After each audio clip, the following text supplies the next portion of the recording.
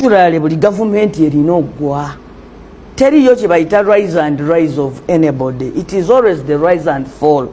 Bino byonna bye tukola mu Uganda babikolaakolamu dda. Mobutu yalina mutabani we kapiteeni simanyi biki.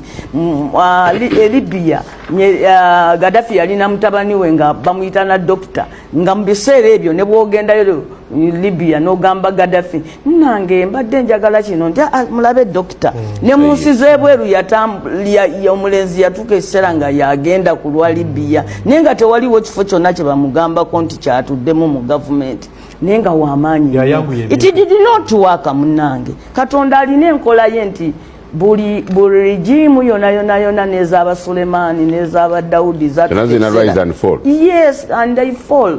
Kakati kyenjagala nga nkubira nti bino bye tulaba wano si bipya wabula bikola ki eri bannayuganda. Ebintu bino Mwami Museveni byakola bigenda kusaanyaawo eggwanga lyammwe.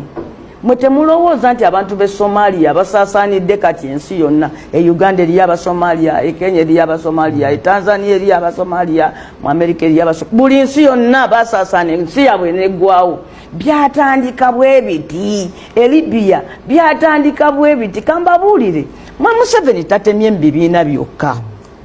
Mwami Museveni atemyetemye madiini. Olwaleero y'ensonga lwaki tulina abasiraamu ekibuli n'ab'e Kampala mukadde ne Mbakatuliki baali batandise nga bataddewo faaza oyo faaza simanyaani ng'aliwo ne bamugulira ettaka ddene nnyo wali e Namugongo. Sabo lwe tugenda e Namugongo okulamaga nga naye asaayo okulamaga omugenyi omukulu Nadduli nga gavumenti etumbayo Nadduli agikiikirire. Kakati olaba abapristisi baffe batandise okubateeka mu bizibu. Olaba abasajja nga bakuŋŋaanye abakulira eddiini ab'amaanyi luli abayimiranga ogamba ku gavumenti nga bagenze kulambula ku mafuta kati bagenze kola ki bavayo na statements ziwagira gavumenti. Obwakabaka abutemyetemyemu. Abaganda ndooza mulaba ekiri wano ekooki n'ajawula abasajja b'e Nakasongola n'abaawula Ebugerere n'abaawula kati bali eyo bakola homework kwawula Buvuma na Kkome ku Buganda. Ekyo sikiri wano wokka kirina Mutoolo kirina Ebunyolo kirina wa Ebusoga balina bakyabazinga babiri bombi gavumenti ebawe emmotoka bombi ebawe omusaala bombi ebafacilitatinga naye ekigendererwa ki nti tewaliwo bantu bali mu sentemu amagye bagawulamu kati waliwo amagye agalina edikota awalala agatongoza ennaku ezo waliwo ne UPDF ebitundu byaffe babisazeemu districts zonna zaafuuka bulere tezikyalina n'amakulu tezikyasobola nakweyimirizawo to the extent ti ne kansala w'Erosifiri kati central government yemusasula. Political parties ezo ze tuliko mmwe ffe twali wano twalina ekibiina ky'abannamawulire eky'amaanyi ennyo nga bakiyita WUJA. Nze nalimu nga nkola ng'owamateeka at one time WUJA Uganda Journalist Association nga kyamaanyi ne bakinafuya ekyabasawo bakinafuyiza ekyabannamateeka bakinafuyiza kwegamba bali ku kimuzungu kyayita balkanization of the country. Enso gitema obulede paka we batuuse wano juzi ne bagamba nti n'omukyala ne mwami we naye mmaka tubakasukemu ekya DNA nabo batabuke kwegamba wende center kanolonga hold buli muntu yenna mu ggwanga Honorable Betty Namboze bakireke ubakawe mukono kale kakati mbalamusiza video yo weri nono mbasaba musoke mujiwe ka like mbabulire ebikoze oli awe mitwe gyebyo bitugendo tunuliro nako olwaleero kakati ekikonde kinyose mu bendo lye Luwero eranga kiresaba abavuganya ababiri ku ntebe y'obwa kansala kuliko omu atonya banji ku bantu bakonde eminze ekikolwa kyoyo abadde ayagala okukwata entebe etabadde ye ngenda kulambulira obulungi bw'emboozi y'ekikonde ekivuze and of course nkubulire detail ku detail muna NUP agudde malaka muna NRM ng'agamba obwenkanya buyina kujja ssaawa ezo siza akuddamu kumala kugenda mu kooti ate na kusaasanya nsimbi ng'ensonga abantu basobola ozeegonjoolera kale kakati ye minister Minsa Kabanda onono ng'ateera mubaka wa Kampala eyalangirirwa of recently mukaluke twakamala okukuba. Minister Misa Kabanda avuddeyo nawa ebiragiro ebijja eri ababoda boda mwekabire abavuzi ba taxi abatalina stage balubyanza mbasaba nammwe okutandika n'ennaku ezitali nnyingi okuva kati mugenda kubeera nga gemukaba gemukomba abatembeeyi bo okuva n'olunaku olugenda okutegeezebwa mu mawulire g'olunaku olwaleero bagenda kuba tebakyakirizibwa kubeera mu kibuga Kampala. Yes, bino ebiragiro bigenda tandika okukola ku nnaku z'omwezi ezirambikiddwa era eziteekeddwawo mu mateeka. So n'olwekyo mwenyweze emboozi nzije njikuwe mu bujjuvu bwayo. Owa NUP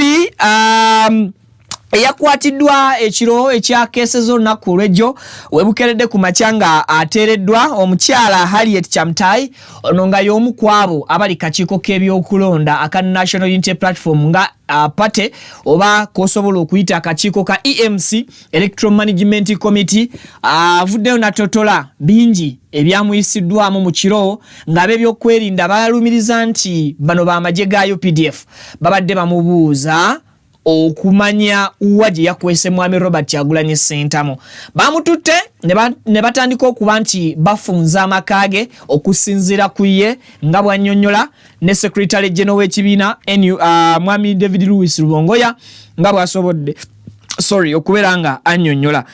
Mu bufu bwe bumu David Louis Rubongoya olunaku olw'eggulo yavuddeyo n'akola press conference ku kitebe kya National Unity Platform Makerere Kavule era bangi ku bantu bamukutte bubi okusinziira ku ye atereezezza empewo kye tuyita clearing the air era nga annyonnyodde ku mmwe abayinza okuba nga mwamufunye bubi bwe yagambye ababaka ne bakansala n'abantu babo bonna abasimbawo ne bavuganya ne babbibwa obuwanguzi bwabwe baddukire mu kooti basobole okuba nga baclaiminga victory yaabwe oba basobole okuba nti balwanirira obuwanguzi bwabwe. Annyonnyodde lwaki yagambye abantu bano bagende mu makooti ag'enjawulo batwaleyo obujulizi bwabwe ate era n'amatiza naawe yesigaddemu akakunkuna ng'ogamba nti NUP kakati ate esazeewo kuddukira mu kooti ze yagamba oba bulijjo zeesibeeyimbirira nti kooti tezeetengeredde kooti tezirimu bwenkanya ensonga zirambise bulungi era tugenda kubeera nga tuziyitamu tusobole okubeera nga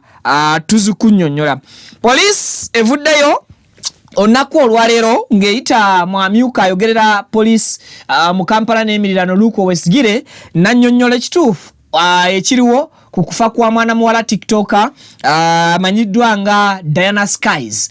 Okufa ku mwana ono yafiiridde ekyanja mu apartment kwalese ebibuuzo bingi atugenda kunnyonnyola oba oliawo sofa details ze tulina n'ebyo bye twakasobola okuŋŋaanya ne poliisi byesobodde okuba nti etunnyonnyola ku kufa kwa mwana muwala TikToker Slayer ate era nga abadde influencer content creator.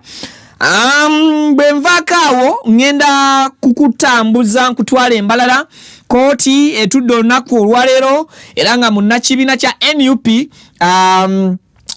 munnakibiina kya NUP yagenda maaso n'okubeera nga oba oliawo asibwa before akalulu nga tekannaba kuba nti kabeerawo olwaleero aleeteddwa mu kooti era ono n'asomebwa emisango egiwererako ddala okuli omusango gw'okwagala okutomera omusirikale ng'avugisa ekimama ku kkubo and of course omwami ono Mugumya yayogeddwako olunaku olw'ejjo ku kitebe kya National Unity Platform nti yalabiddwako n'omuntu omu eyavuddeyo naawe obujulizi. Nzikiriza nzije nkuwe ebimu ku ebyo bye tusobodde okubeera nga tukuŋŋaanyiriza gye tutambulidde mu lunaku lulamba and video giweka like kisobozesa okudduka ku speedi etenkanika. Tovaawo nkomawo. Amanya gange nze Kibira Hassan okuva mu Kibira Construction Company Limited. Tutunda amataka, tuzimba amayumba, tuddaabiriza amayumba, renovation tugikola, tusima amazzi. Ffe aba Kibira Construction Company Limited tutunda amataka ag'ebyapa ag'endagaano ku makuba ag'enjawulo okugeza Hoima Road, Bombo Road, Masaka Road, Mityana Road. Ate tukiriza ne Kibanja Mpola osobola tukyalirako ku ofisi zaffe ezisangibwa Ssenge wa Kiso oba tukubire ku masimu gaffe 0755 36 37 82 ojje tugende mu maaso n'okwogereza ku bizinesi yonna gy'oba oleese mu ofisi yaffe nga bwe nzoogeddeko waggulu. Tujja kwataganira wamu kubanga bye tukola tubikola nga biri mu kubogolokofu. Buli kimu ekigwa mu construction company tukikola. Bwoba olina kyoyagala okwebuuza era tukyalireko ffe bakibira tukubire buli kimu tusobola okukimala. Mutuusa omukisa okubabuuzaako nti assalamu alaikum warahmatullahi. Assalamu alaikum warahmatullahi wabarakatuh. Amanya Alhaji Idi Binywera Alkadiri omusomi w'eddua ez'obuwanguzi duwe eziyambibwako ngo ofukamidde ku kyoto ekyo kyolabaawo ekiyitibwa kanoonya ekikunoonyeza obuwanguzi ekikunoonyeza amaanyi ekikunoonyeza okufuna ekikunoonyeza emirembe mu dunia n'oba nga oli bweru wa ggwanga passport zo zakyankalana buli kimu kyonna ne visa ekyoto ekyo kyenneeyambisa n'enteekako ne empeke z'ebinyeebwa ezo n'enzisimba ku lusuku ekinyeebwa kibwe kimala okumera n'ekijanjaalo ekyo Allahumma ghafiri wallahi yazukuna salatu wassalamu bamaze tuka ku buwanguzi amanya geego Alhaji Idi Binywera omusomi w'eddua ey'obuwanguzi ey'ekibala okuli n'ekyoto ekyo kiyitibwa kanoonya eky'obuwanguzi ekikunoonyeza emaali ey'emikisa era ey'emirembe. Enamba yange eri 0703 54 69 31 ne ku WhatsApp kweri 0703 54 69 31. Assalamu alaikum warahmatullahi wabarakatuh.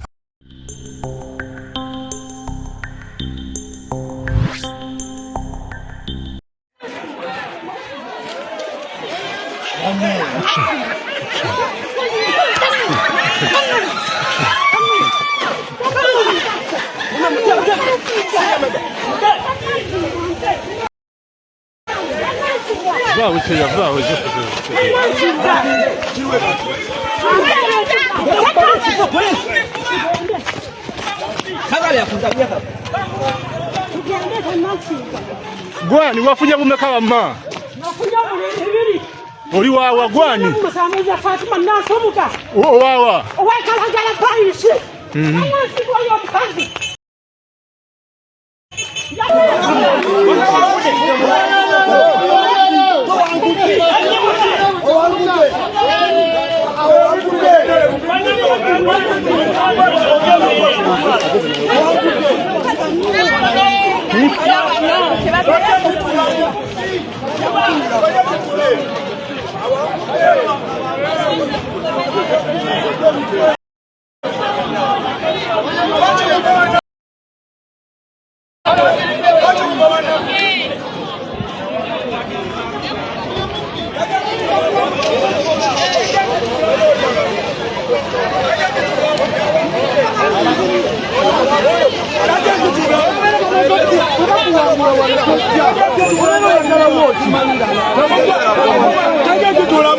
Abagale mubabbi yani oyo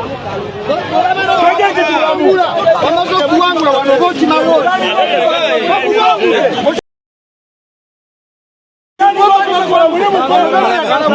ayitibwa Zaituni nzigiramu yani oyo ayitibwa Zaituni wawa wekalagala mu tawuni kati atuuse n'abanga alangiriddwa nti yawangudde nenga tetawangudde ani awanguzi oli omukyala gw'olabya amegga ebigo era omukyala oyo omulaba alwanidde obuwanguzi bwe kubanga ebivudde mu kulangirirwa takkiriziganyiza nabyo. Nze Honorable Benjamin Sekate mbiira ziro ng'omuluka gw'ekyetuni era nze kansala waayo naye sikiriza ebyo gavumenti yeyagala okulaba nga tulwanagana munna amaze okulya ate ne mulangirira omulala kati sigale nga tukola ekyo kyekimu bwe tuddamu okulaba omulala akoze ekintu kyekimu ebwokulangirira abakomaawo. Nze ndi musajja w'enaalemu era nze fulaga byalawo omuluka gw'ekyetuni.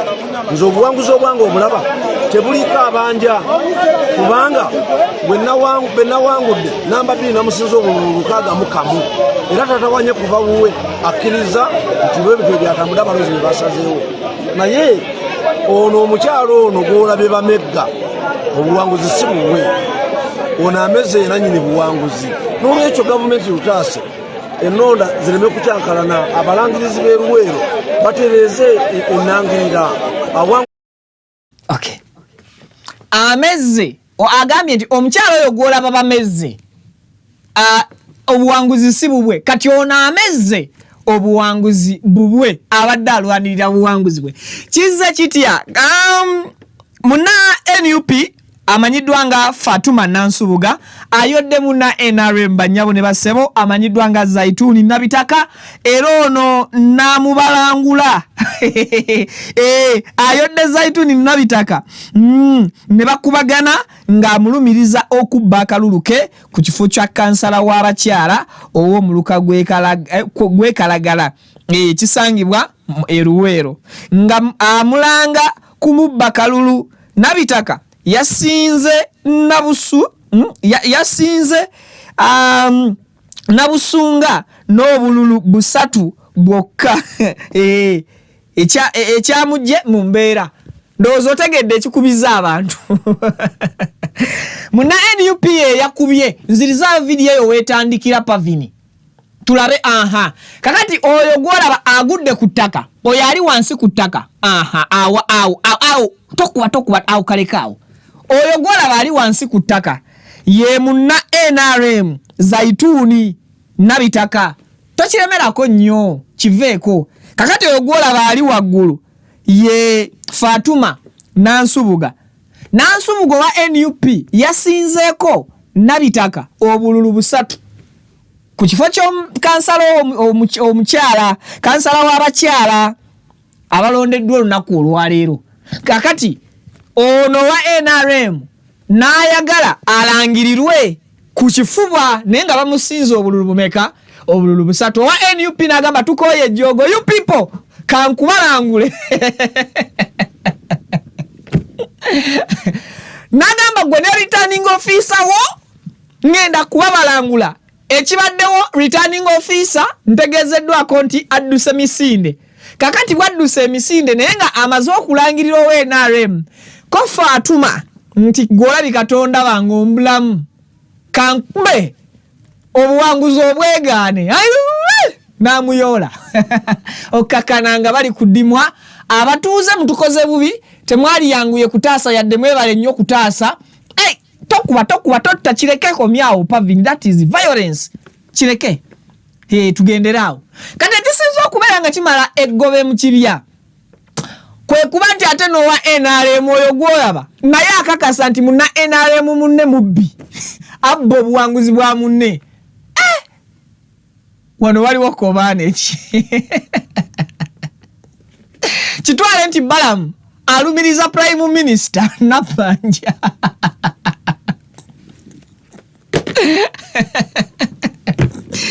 kitwale nti abakale kitwale nti Prime Minister Nabbanja alumiriza Balamu nti oli mubbi bakuwangudde kiriza aba NUP bagamba bakoye ejjogo tebagenda kugenda maaso na kuba nti buli nsonga bazitwalira Balamuzi nga basobola zeemalira era baweze ne bagamba nti line ejjogo likome akalulu kabadde kandirimbo saidizi zeruwero mbakulisaayo nnyo banyabo ne basebo abagenze ne mulonda olunaku olwaleero.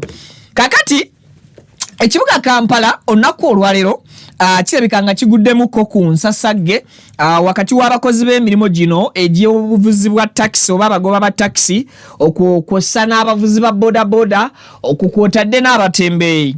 Minisita wa Kampala ate nga ye mubaka wa palamenti eyalangirirwa Minsa Kabanda ayisizza ebiragiro ebikakali oba ayisizza ekiragiro ekikakali ekigoba abatembeeyi ku nguudo mu kibuga Kampala abavuzi ba taxi wamu n'ababodaboda bonna abatalina bifo byankalakkalira ziyite stage era nti bakuba bano bamuke enguudo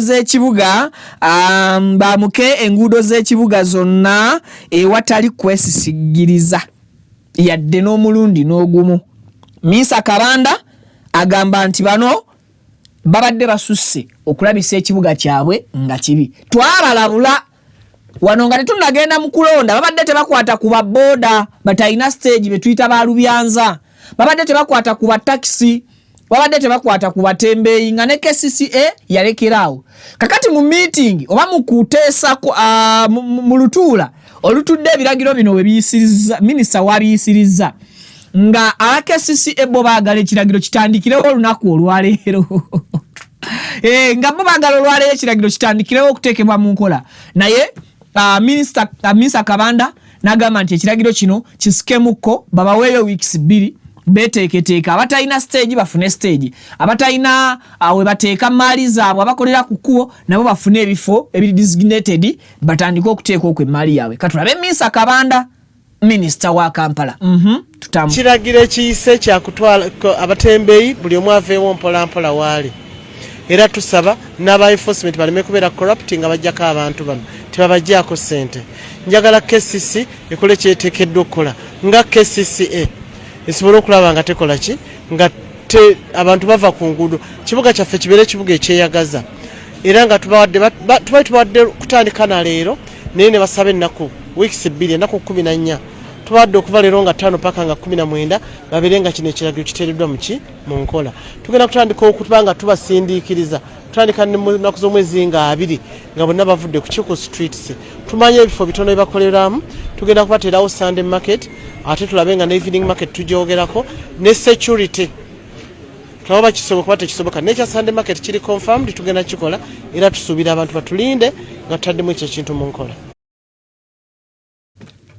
Songa Mazuhura Minister ataddeko ekiragiro kino kyali kyayagala dde okuyita I think byebimundoozwa Ssaalongeriyasi Lukwago former Lord Mayor w'ekibuga Kampala ebintu byalwanako kugoba batembeeyi ku nguudo kujja babodaboda batalina stage ku makubo kujja bataxi batikira mu makubo n'ebirala ebigwa mu Kowere era mujjukira ebyo ebimu ku bintu oba ku mpaji 3 ezaatutumula omukyala Jennifer Musisi yes mu myaka egyayitako egy'emabega Mwami Robert Kyagulanyi Ssentamu yasinziira n'akubamu n'akayimba ke bayita tugambire ku Jennifer nga abatembeeyi bakaaba ababoda bakaaba I think Jennifer Musisi yasetingira ddala trend eyo n'okutuusa olunaku olwaleero nti KCCA egenda maaso n'okuba nti eyoola abantu ab'enjawulo ku nguudo abantu bano babadde nga ababoda balabulwa ku bukulembeze bwabwe yes fenna twagala ekibuga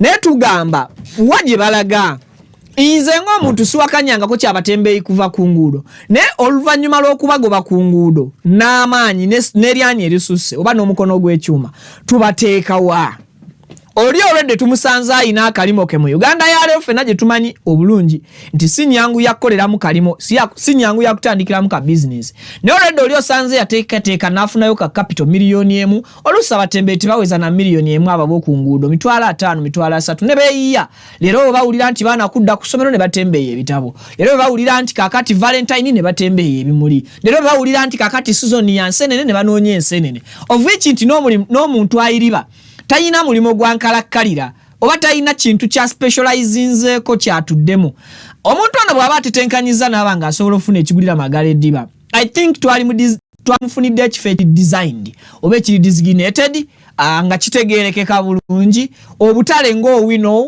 usaafi nakasero tubusale emidaala ebbeeyi ate tuleme kubuteekamu politics mu bantu nga baagala okukola ki okufunayo ebifo naye kisinga okubeera nga kyewunyisa nti enguzi mugimanyi mu KCCA nti efumbegeddemu mweri musigala mukkiriza enguzi eyo egende mu maaso omutembeeyi ne bamukwata ne bamuggyako ssente omutembeeyi oluusi bamukutte nga bwe nkunnyonnyodde obugubi bw'ayitamu okufuna akakapita ako bambi ne mumuteekerawo ku kooti yammwe eya State Hall banyawo ne bassebo KCCA eyina amateeka agaayo engeri ekiri nti eyinako akagambo authority Kampala Capital City Authority eyina kooti eyaayo kooti eyo etula ku State Hall kooti eyo tekigigaana na saa 6 gwa kiro kutuula ne bakusalira kooti eyo esindika abantu eruzira bannyabo ne bassebo nga tatuddeemu mulamuzi gwe mumanyi kooti ya City Hall esobola okusindika ekigo era kooti ya City Hall esobola okusindika ekitalya nalufeenya akyaliyo nayo basobola okusindikayo now bwe tubanga tukkiriza nti twagala Kampala anyirira Kampala ataliimu mugotteko Kampala ataliimu nnyo nguzi tumakinge sure nti tuteekawo ebifo ebiri affordable ku muntu ono abadde alina capital w'emitwalo 2 capital w'emitwalo 5 capital w'emitwalo 3 abantu bano abalina capital ka wansi w'akakadde tumakinge sure tubateerawo ebifo ate nga tubijjeemu ebyobufuzi sinti ono awagira kibiina gundi omudaala tugumuseere sinti ono chairman wa katale ke tutaddewo chairman agende nga akukumba sente ne sente empitirivu mu bantu ate abanaku abayiyo obuyiyo kubaako nga engeri gye babeezaawo obulamu. Then batudda ku nsonga y'abaana ba boda ezirina stage. Wallahi boda eziri mu Kampala ekyo mpozi nga mugenda kuyisa kiragiro kiwera boda eziri mu Kampala zonna tezisobola kufuna stage. Mwalema nga government y'eggwanga Uganda ocreating ebibuga ebirala ne mulekawo ekibuga kimu mu budde ate n'ebibuga biri ebirala mwabiwa Buwinti just kibuga City, Masaka City, Mbarara City, Jinja City nenga temutaddemu bintu bikola kibuga. Emigotteko gyonna ne gibeera wano mu kibuga Kampala n'omwana avugira boda Mbalala awulira ayagala kujja kuvugira boda Kampala kuba amanyi nti yewali namungi waki namungi w'omuntu. Now omugotteko guno tetusobola gumalako nga tugamba bugambi nti buli wa boda afune stage. Mpozi nga mwagala buli luvannyuma lw'ebigere 10 wabenga waliwo stage ya boda. Ate abaana singa bonna banafuna boda stages ogenda kukizuula oba okukisanga nga tewali agenda kufuna ba client nga bwe baali bafunye wano ku makubo, which means omulimo gwa boda banji mugenda kugukalubya. N'ekyo tekitegeeza nti abaana bazugu oba abaana ba boda tebagenda kwebeereramu. Jukira baali baleese plan nti omuntu ali ku stage ye salama bw'avuga omusaabaze tamutwala mukono.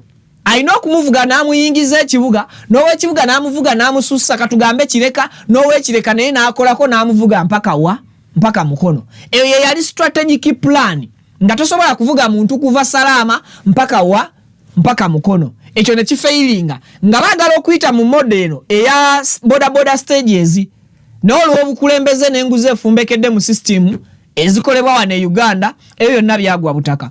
Bwe tunna ku bavuzi ba taxi oba bagoba ba taxi ezisinga zirina stage oba zirina park.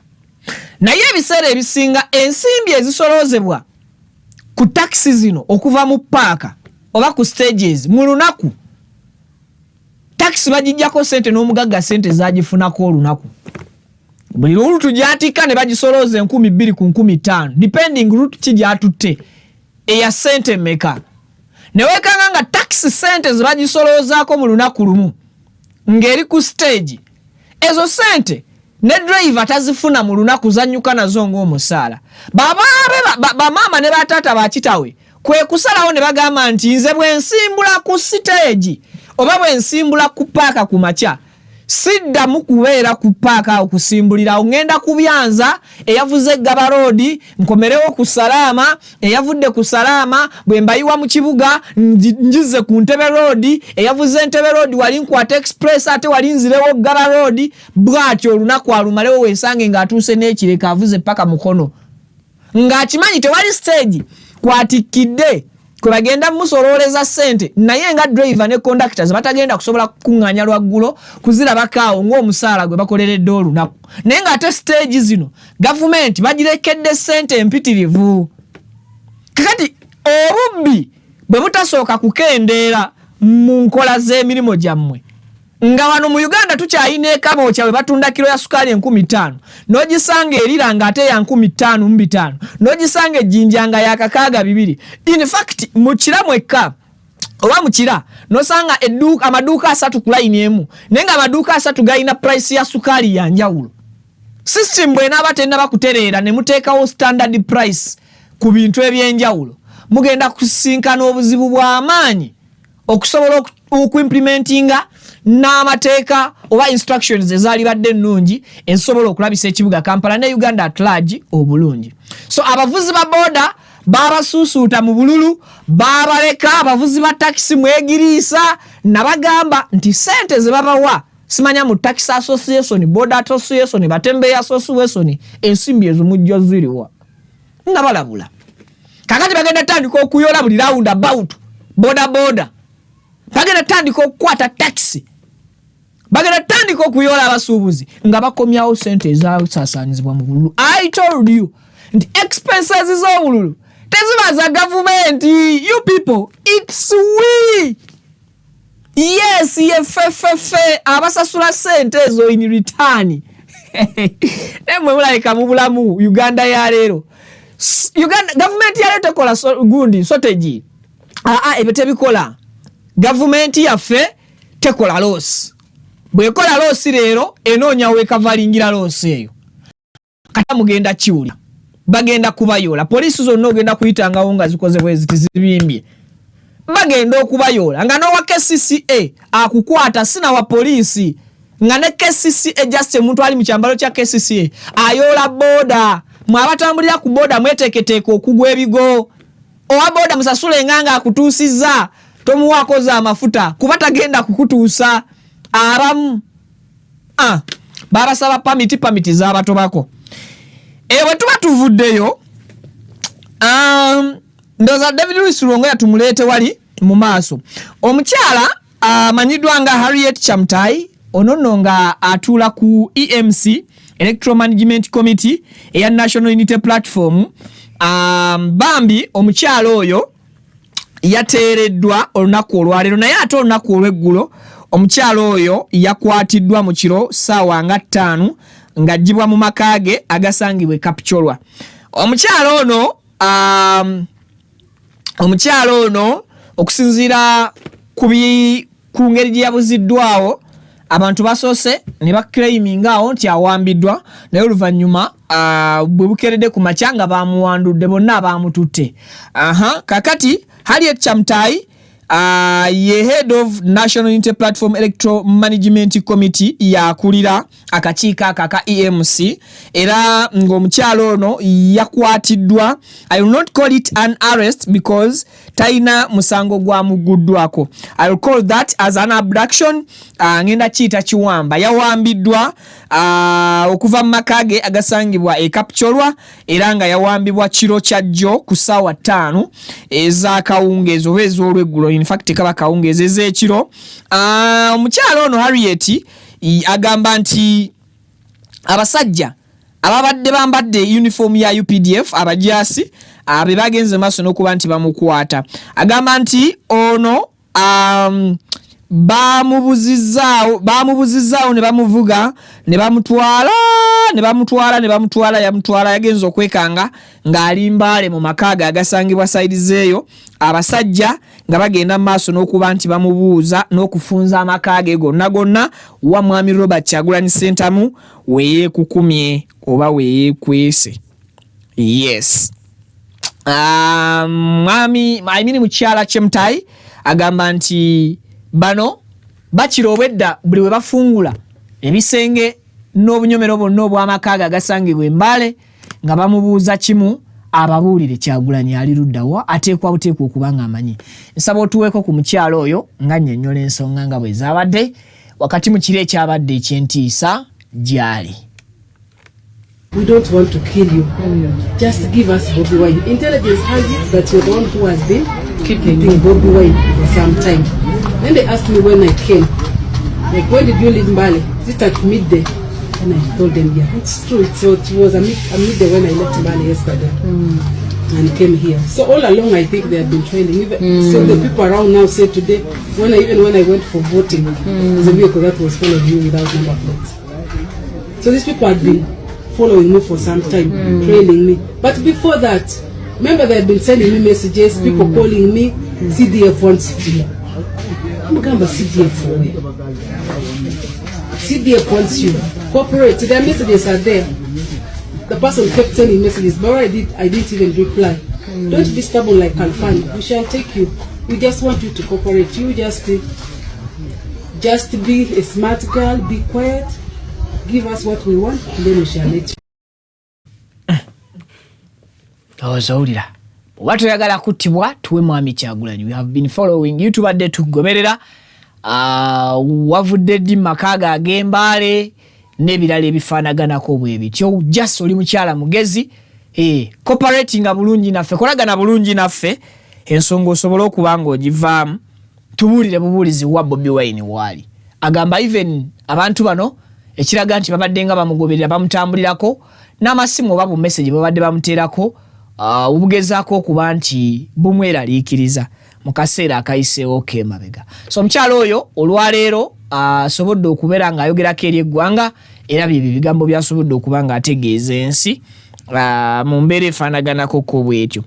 Kakati era mu mbeera ya okubuzibwawo Bright Muhumuza, Honorable Bright Muhumuza, nono olunaku olwaleero naye asimbiddwa mu kooti embalala olunaku olwaleero, era nga Muhumuza Bright yabuzibwawo ng'ennaku z'omwezi meka, yabuzibwawo ng'ennaku z'omwezi 14 13, yes around there. Kandabe wano yabuzibwawo ng'ennaku z'omwezi meka Muhumuza Bright, yes Muhumuza Bright yabuzibwa ono coordinator wa National Unity Platform Mwankole Sub-Region, era nga omwami ono olwaleero alabiseko mu kooti embalala, era nga security ebadde tight nnyo, ebyokwerinda bibadde biyitirivu nnyo, ono mwajjidde okutuusibwa ku kooti awo. Ono aleeteddwa aba SFC be babadde bagezaako kuma Special Forces Command SFC. Kakati ono okubulawo kwe tekwategeerekeka bulungi. Kakati eyo ye charge sheet oba gye emisango egimuvunaaniddwa. Muhumuza yavuganya ku kifo kya Mbalala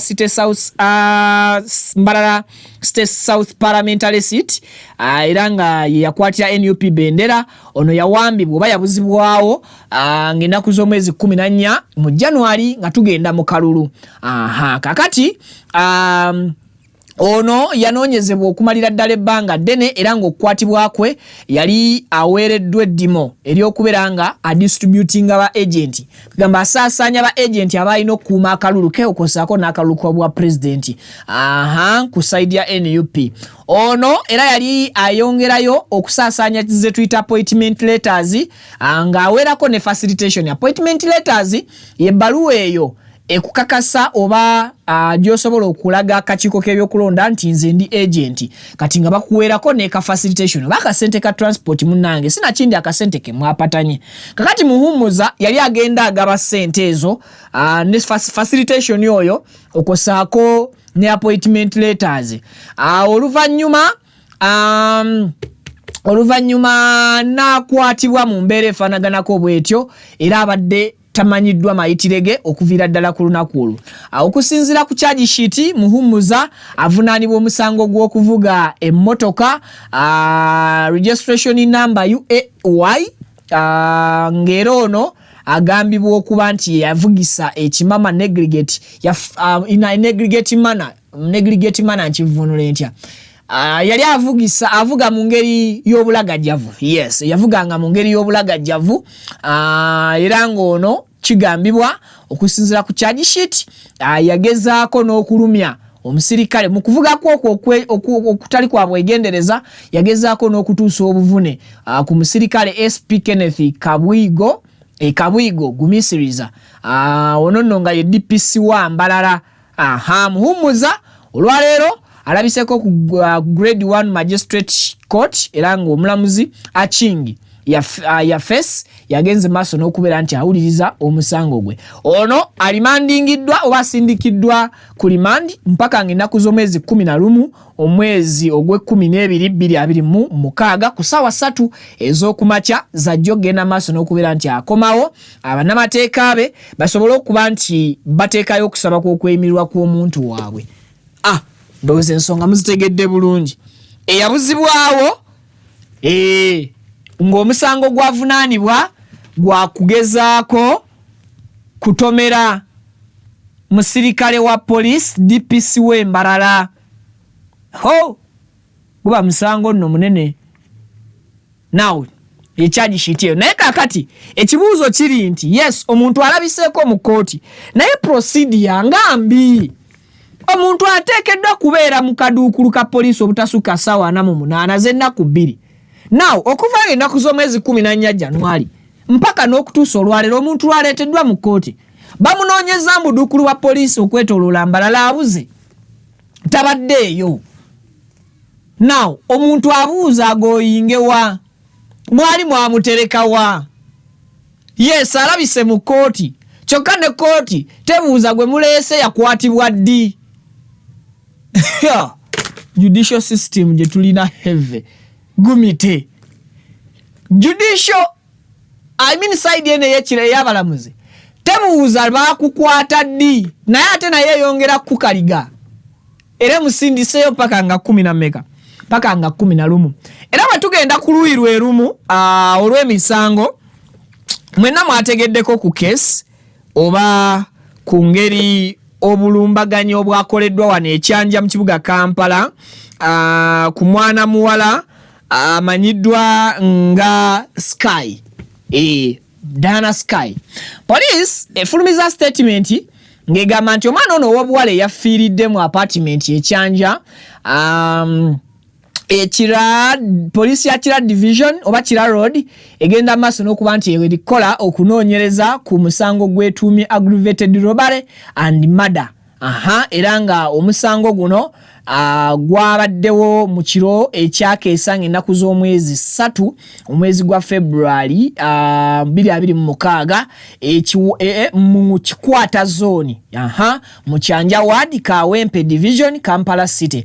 Now omubiri gwe oba omugenzi yategerekeseeko nga Namulinde Diana nga basinga bamumanyi nga Diana Skies wa myaka 24 omwana oyo w'obuwala era ng'ono business woman okusinzira ku police lwakwata tegedde emirimu ki gy'abadde akola naye nga bagamba nti business woman era social media content creator akola obuntu ku social media kuno obumubeezaawo era nga police egamba nti ono abadde abeera yekka mu apartment eno ekyanja era ng'omubiri gwe gwasangiddwa ng'ennaku z'omwezi 4 bamutanga 3 oba yafanga 3 then omubiri gwe oba omulambo gwe ne guzuulwa ng'ennaku z'omwezi 4 omwezi ogwa February 2026 era nga gwazuuliddwa gutya bakwano boono omuwala be bagenze ku apartment eno ekyanja waasula bamubuuzeeko ndowooza oba oliawo babadde ne bye balina bagenze okusisinkana ewakaawe nga waggule kino kyabawaliriza okwekanga n'okulingirizaako munda era okuwenjula kateni nga munda amaaso bagakuba ku mulambo gwa muwala munnaabwe oba gwa mukwano gwabwe amanyiddwa nga Sky oba Diana Sky. Kakati poliisi egamba nti ku lunaku luno lwe lumu poliisi yagenze maaso n'okukwata security guard oba asikali akuuma ku apartment awo era ng'ono yasangiddwa n'ebimu ku bintu ebiteeberezebwa okubeera ebibbe. Kakati ekyenjawulo omuntu ono yagenze maaso n'okubeera ng'ate ebibbe bye bamusanze nabyo asikali ate nga bye by'omugenzi Diana Skies. Asikali ebintu bye bamusanze nabyo nga si bibye. Police yabya-identifyinze nti ate ebyo ebintu bya mugenzi Diana Skies. Police basajja baayo abakola ku nsonga z'okukola okunoonyereza homicide detectives ababakola ku cases ezo bagenze maaso n'okubeera nga batuuka n'okubakana n'eddimo batuuse ku crime scene era ne batandika okubanga bakola butaweera ku scene eyo crime scene okuŋŋaanyaawo obujulizi obwenjawulo era nga several exhibits were recovered. Obujulizi oba ebizibiti ebyenjawulo byafuniddwa ku scene awo era ne statement nejjibwako kwabo abalabyeko n'agaabwe betuyita ba witnesses ba recordings edda statement yaabwe. So far police erina abavuna abateeberezebwa okwenyigira mu kikolwa kino ba suspects basatu era nga kubano bagenda maaso n'okuba nti balinako omu ye asikali gwe batasobodde kwatuukiriza mannya n'abalala 2 abakwatiddwa basobole okuba nti bayambako poliisi ne basajja baayo mu kunoonyereza okumanyira ddala ekituufu ekyaliwo. Omulambo gw'omwana ono ow'obuwala gwaddusiddwa mu KCCM mu Lagos Mortuary basobole okuba nga bagukolako postmortem balabe kiki ekituufu ekyabaddewo ate nga n'okunoonyereza bwe kugenda maaso. Bino nno byategeezeddwa amyuka ayogerera omwogezi wa poliisi mu Kampala n'emirwano Fande Luke Owesigire yagenze maaso n'okuba nti ategeeza ebintu ebyo. Waliwo envuvuumo ezigamba nti omwana ono ow'obuwala ayinza okubeera nga yattiddwa ng'ate amaze kusobezebwako, naye poliisi ndowooza kye kyagitwaziza omulambo gw'omwana ono oba omubiri gw'omugenzi mu City Mortuary asobole okubeera nga akolebwako postmortem oba examiningibwa bakakasize eddala ono yagenze maaso n'okuba nti asooka kusobezebwako oba nedda. And even by investigators oba abanoonyereza bagende maaso n'okukakasa kiki ekituufu ekyaviiriddeko okufa kw'omwana ono ow'obuwala emyaka 24 naye nga abadde alivingira mu bulamu obw'ebbeeyimu naye nga n'omulimo tebasobola kugwa identifying omutuufu gwakola ki omutuufu gwakola. So sides zeeyo bitalo nnyo nnyini ddala. Kakati Secretary General NUP David Lewis Rubongoya banji kummo olunaku olw'ejjo temwamutegedde mwamusabudde busabuzi ky'ekyamazima mwamusabudde. Now David Lewis Rubongoya yalagidde abo oba yagambye yasabye abo bonna abaavuganya ku tiketi ya NUP ne babbibwa obuwanguzi bwabwe abaddukire mu kooti gye baba bakubira enduulu basobole okufuna okuyambibwa. Abantu anti obamanyi ku social media data wa 5,205 abalala bali ku wifi bagisasula nusu 10 ku 12 ne batulaba nabo ne bawe endowooza zaabwe ogutali musango bamaama ne batata tusiima munnange bawalabudde David Lewis Rubongoya buli omu n'engeri gye yamutegeddemu yakijjemu omusera omnyankole yagira ati badenge nakozesa ekigambo kyebanjigirizayo mu Lunyankole naye nga kyakisiru. Omnyankole yagira ati ebintu byakola ki ebintu byayanga mpa David Lewis Rubongoya atemeretemere ensonga azinnyonnyole. Yes, tumutegeere bulungi ffenna naffe abatasobodde mufuna. Okay. Banyabo nga bulijjo David Lewis Rubongoya olunaku lwaleero nze kwogera ku nsonga gye ndaba etambula. Olunaku lwajjo tubadde ne press conference ku kitebe ne twogera ku nsonga ez'enjawulo ne tuwa update ery'eggwanga, naye mu nsonga ze twogeddemu nsonga y'okwenkalejinga abantu baffe abalina emisango okugitwala mu kooti, era ndabye abantu abamu nga bakimisinterpretinga abalala deliberately nga bakiteekamu ebigambo byabwe n'ebirala bwe bityo. Nendowooza nti obaoliawo kyalibadde kikulu okuclarifyinga. Mukimanyi bulungi nnyo nti buli kiseera tubeera twewuuba mu kooti ez'enjawulo ku nsonga ez'enjawulo. Abantu baffe bwe bakwata tugenda mu kooti, abantu baffe babawamba kati nga deputy presidents baffe ababiri bwe tutamanyi wawe bali n'abalala tugenda mu kooti eyo ne tuteekayo habeas corpus applications, kubanga kiba kikulu nnyo okuziteekayo okutwalayo obujulizi obwo. Oluusi tufunayo bwenkanya, oluusi tetufunayo bwenkanya, naye tugendayo mu kooti ezo kubanga it's one of the fronts ze tukozesa okulwana. Kakati twakava mu kalulu akalulu kwa president wava ne tubategeeza nti tetugenda mu kooti olw'ensonga ze twalaba ku mulundi guli. Naye kakati ku nsonga z'abaana abantu baffe bakansala ba MP ba meya n'abalala be babbye, simanyi omuntu yenayina lwaki abeera abadiscouraginga okutwala emisango gyabwe mu mbuga z'amateeka ate ng'akimanyi nti abo abantu balina obujulizi. Omuntu ogenda kwesanga ng'alina DR form zonna eziri awo eziraga nti yawangudde akalulu. Weewaawo nga bwe mbagambye jjo tetugendayo nti tumanyi nti waliyo 100% bwenkanya, twakiraba ne ku mulundi guli twatwala emisango mingi nnyo egimu ne bagifutyanka n'ebirala bwe bityo, naye twagendayo ne tubeera ku record. So abantu baffe bangi nnyo twabagambye jjo nti abakulembeze bangi nnyo bameeya bakansala ba MP n'abalala be batalangiridde mu bumenyi bw'amateeka obw'ekitalo. Kakati abantu bwe batuta obudde ne bakunganya obujulizi bonna lwaki obeera badiscouraginga ogenda mu kooti okuteekayo emisango egyo. Kakati oli asobola okwebuuza ekyo nno kitegeeza nti we tutunudde woka no nedda, kubanga mukimanyi bulungi nnyo nti struggle ebeera ne fronts nyingi nnyo. Struggle ebeera ne fronts nyingi. Court is one of the fronts ze tukozesa mu lutalo oba mu lutabaalo lwonna lwe tubeeramu. Mu abasoma ebyafaayo, abasoma ku apartheid, abasoma ku ntalo zonna ezibaddeyo emyaka gyonna abantu bagenda mu courts si kuba nti baba basuubirayo bwenkanya 100%, naye oluusi tugendayo ne tufuna chance n'osangayo omulamuzi ng'ali soba n'akuwa ne judgment ennungi. Naye ne bw'aba atakuwadde judgment ennungi oba obadde ku record, era kyova olaba ebiseera ebimu bannakyemalira bwe bagwa egyo emisango bagirevisitinga abantu gye baawaaba, abantu gye baateekayo. Naye bw'oba tebaguteekayo kiki oba osuubiramu?